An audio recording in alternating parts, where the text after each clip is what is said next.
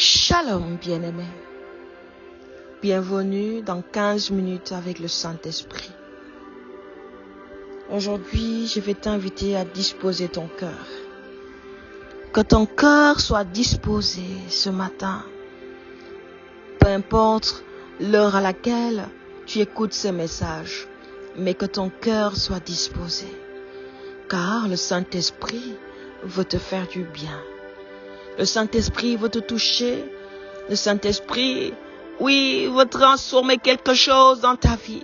Le Saint-Esprit veut visiter ton âme. Le Saint-Esprit veut visiter ton cœur. Enlever tout ce qui n'est pas de lui. Le Saint-Esprit veut visiter ton corps. T'apporter restauration, guérison. Alléluia. Esprit de Dieu. Nous te disons merci, Esprit de Dieu. Rakataya bashetere bronaya karibroka. Renananaeri blakandelere. Éternel tout-puissant, Dieu de gloire. Nous t'honorons ce jour. Nous déclarons, Seigneur, que tu es Dieu. Tu es Dieu. Oh Éternel, tu es Dieu. Tu es saint, tu es fidèle. Oh bien-aimé, il est bon de proclamer la fidélité de Dieu dès le matin. Il est bon de proclamer la sainteté de Dieu dès le matin. Il est bon de proclamer la bonté de Dieu dès le matin. Il est bon de proclamer les hauts faits de Dieu dès le matin. Il est bon de célébrer Dieu dès le matin. Il est bon d'appeler sa présence dès le matin. Il est bon d'honorer sa présence dès le matin. Il est bon, il est bon. Et que le soir, nous puissions élever des actions de grâce pour sa fidélité. Chanter des louanges en honneur de sa bonté. Chanter des louanges en honneur de sa main puissante. Chanter des louanges en honneur de sa sainteté. Car il a manifesté sa fidélité dans nos vies. Bien-aimé, le Seigneur t'aime. Le Seigneur t'aime. Le Seigneur t'aime. Oh, bien-aimé, le Seigneur t'aime. J'aimerais te dire ceci, le Seigneur t'aime. Il est celui qui t'aime comme nul ne peut t'aimer. Il est celui qui t'aime plus que tout l'amour des hommes, tout l'amour des amis, tout l'amour des enfants, tout l'amour du travail ou peu importe l'amour qu'il est. Il est celui qui nous aime au-delà de ces choses. Il est celui qui nous aime sans condition. Oui, il est le Dieu vivant qui nous aime et qui veut notre bonheur. Car il dit que les projets qu'il a sur nous sont des projets de paix et de bonheur, afin de nous donner de l'avenir et de l'espérance.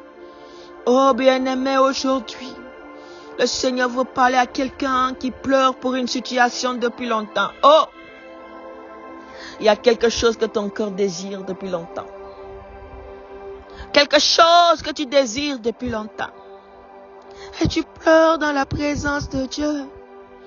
Et tu pleures dans la présence de Dieu.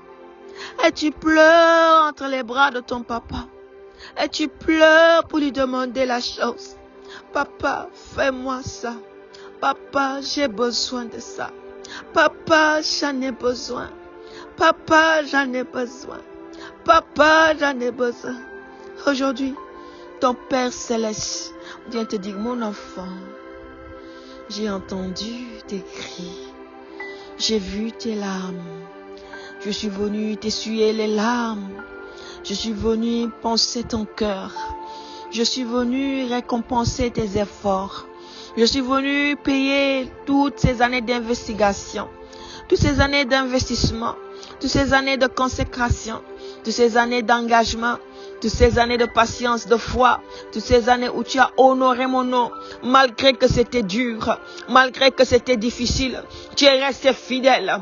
Oui, tu t'es accroché à moi. Le Seigneur vient te dire, parce que tu es resté fidèle, il vient pour t'honorer. Il vient pour t'honorer. Il vient pour te donner un témoignage. Il vient pour te donner un témoignage. Alléluia. En tant que moment que je suis en train de parler, les larmes coulent de tes yeux. Oui, parce que tu sais bien qu'au fond de toi, dans ton cœur, tu as longtemps attendu. Aujourd'hui, le Seigneur te dit, qui vient penser ton cœur, qui vient penser ton cœur, qui vient récompenser tes efforts, qui vient te toucher. Oh! Le la la na ya shamanande la brasetera. Ritatayanga celebro nanga ruba telerandaya helia kando solobro. Yeshua Mashiach, Yewana salamandele ribra katere nonia kandala ride de yangala. Yeshua nande yalaranda ye. Bien-aimé, la parole de Dieu nous dit dans 2 Rois 20, à partir du verset 1er. En ce temps-là, Ézéchias fut malade à la mort. Le prophète Ésaïe, fils d'Amoth, vint auprès de lui et lui dit, ainsi parle l'Éternel, donne tes ordres à ta maison, car tu vas mourir et tu ne vivras plus, ô Seigneur. Donne des ordres à ta maison, car tu vas mourir et tu ne vivras plus, oh. La fin était arrivée pour Ézéchias. La fin était arrivée pour Ézéchias. Ézéchias était appelé à quitter le monde des vivants sur terre. Ézéchias était appelé à quitter le monde des hommes sur terre. Ézéchias était appelé à dire au revoir à sa maison, à sa femme, à ses enfants. Il était appelé à dire au revoir à sa maison, à renoncer à son trône parce qu'il était roi, à renoncer aux privilèges, à renoncer aux bonnes nourritures de la terre, pour aller se coucher près de ses pères dans un sommeil très longtemps.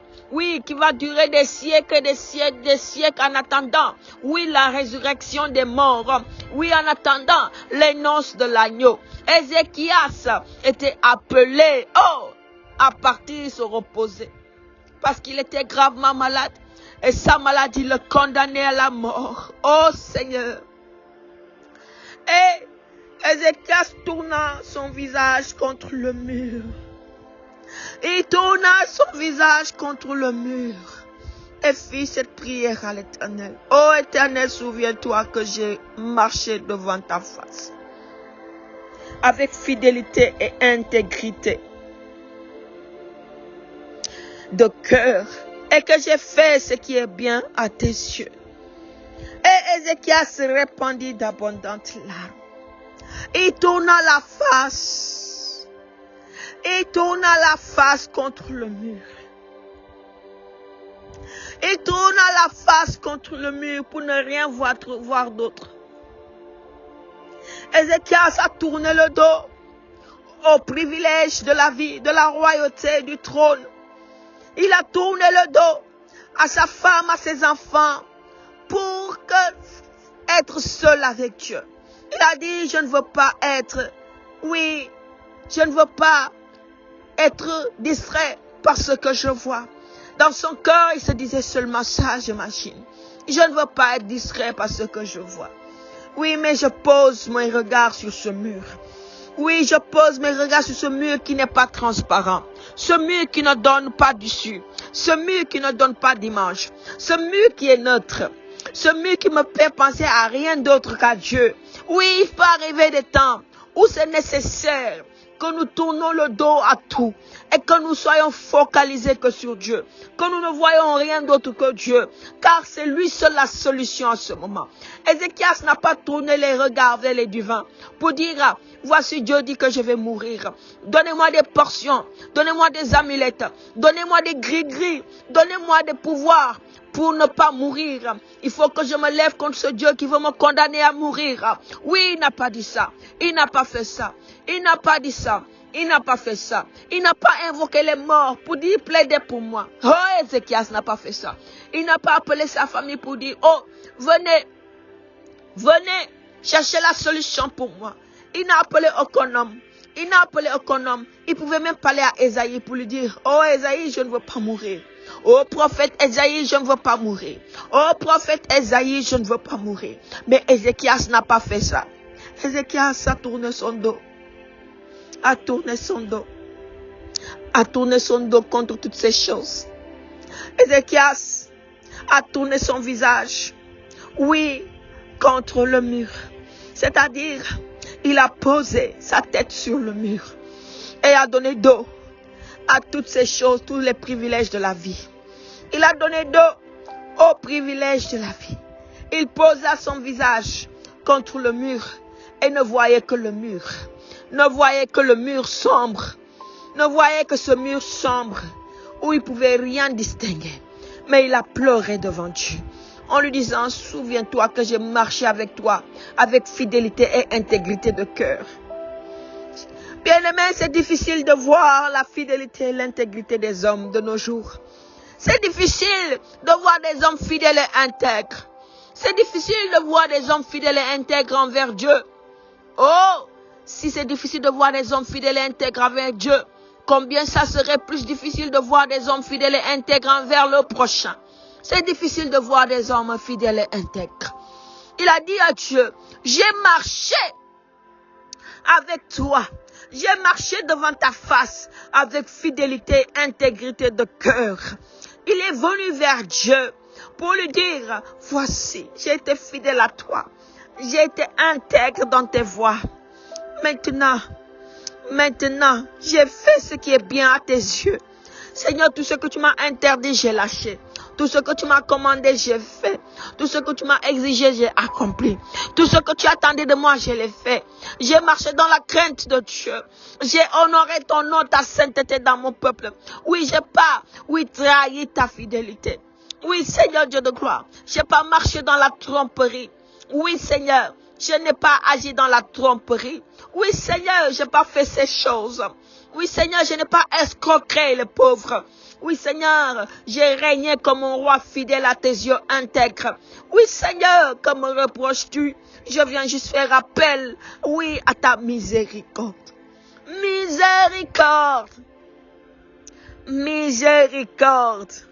Il a dit, j'ai fait ce qui est bien à tes yeux. Et Ézéchias répondit d'abondantes larmes. Il a pleuré. J'aimerais te dire, Dieu voit tes larmes aujourd'hui. Dieu voit tes larmes. Dieu voit tes larmes que tu as versées pour cette situation. Tu as tant pleuré pour que Dieu restaure cette situation.